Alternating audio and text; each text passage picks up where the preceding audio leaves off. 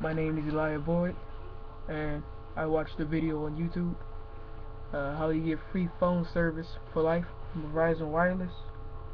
And when I tried it, my phone says that it needs initial reprogramming. Wait 1 second.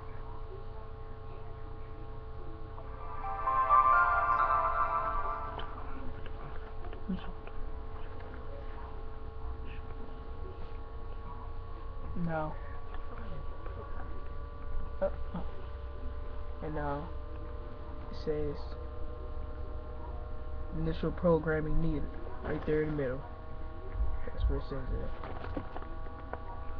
The person that's messed up my video. Oops. Person that's messed up my phone shall and will pay for this. Thank you. Tell him how was this game, she tried it.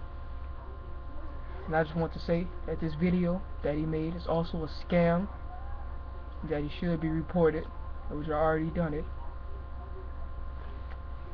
His phone video sucks. That's all I got to say.